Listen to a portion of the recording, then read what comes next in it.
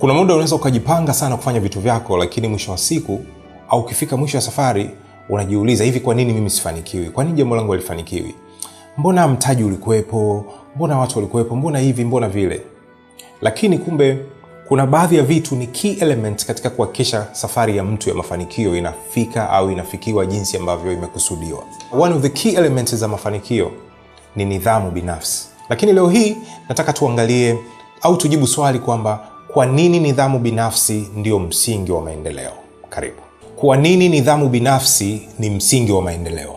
Mtu yote mwenye nidhamu binafsi ni rahisi sana kujiletea maendeleo au kujiletea mafanikio katika maisha yake, kwa sababu ule uwajibikaji pia utakuwepo ndani moja kwa moja. Sasa katika kujibu swali hili, naomba moja kwa moja tuende tuangalie maendeleo binafsi. Mtu yote mwenye nidhamu binafsi lazima itamletea maendeleo binafsi ambayo yanaweza kumletea au kujenga ile safari ya mafanikio ya muda mrefu zaidi, uthubutu wa muda mrefu zaidi, ambayo kwa lugha nyingine tunaweza tukasema consistency, au kufanya mambo kwa muendelezo bila kukatisha.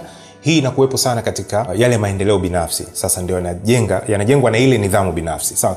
Kitu kingine inaweza kusaidia sana katika kukuza ujuzi, kwa sababu mtu yote ambaye hafanyi jambo kwa kulikatisha, yani analifanya jambo leo, kesho anaendelea alipoishia, anarudi kufikiria kuboresha kidogo wapi palikaa vibaya, ni rahisi sana mtu huyu kuboresha ujuzi au kujenga ujuzi mpya.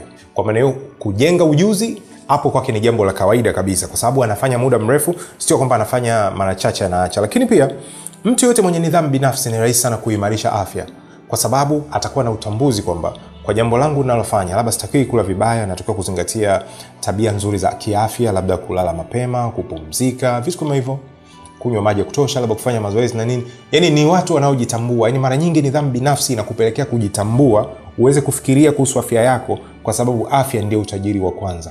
Kwa hiyo kama afya ndio utajiri wa kwanza, lakini inaletwa na nidhamu binafsi, then moja kwa moja mtu anaweza kupata maendeleo binafsi ambayo yamesababishwa na nini? Na nidhamu binafsi. Hilo ni lingine. Lakini pia anaweza kufanikisha hata malengo ya kifedha. Watu wengi sana wana changamoto ya kuweka akiba. Yani ikija jambo la kibubu kipo, lakini hicho kibubu kila siku kinafunguliwa. Anaweka siku 3-4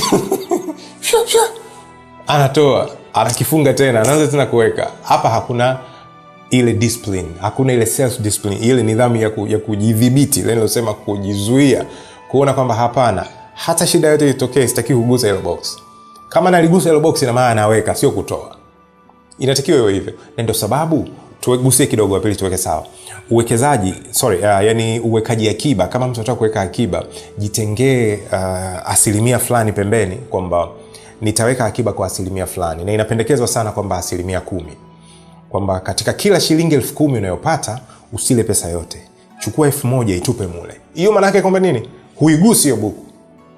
Sasa mbona itabaki 9,000 kidogo? Je, usingepata hiyo 10,000 ungekuwa una shilingi 0?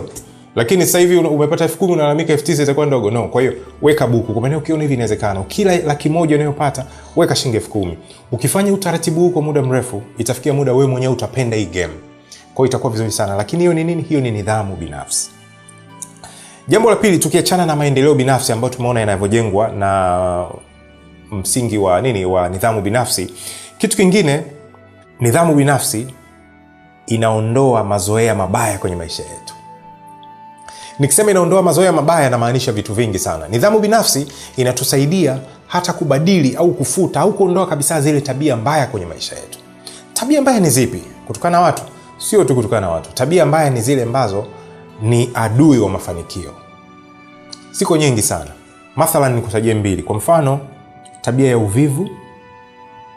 Mtu mwenye nidhamu binafsi hawezi kuwa na uvivu. Na uvivu ni sababu kabisa, ni adui wa mafanikio. Kwa hiyo hawezi kuwa na uvivu. Lakini kitu kingine, tabia ya kutumia muda vibaya. Kwamba muda upo mtu anautumia tu kwa mambo ya kipuuzi, mambo tu ya kipuuzi, yani unajua.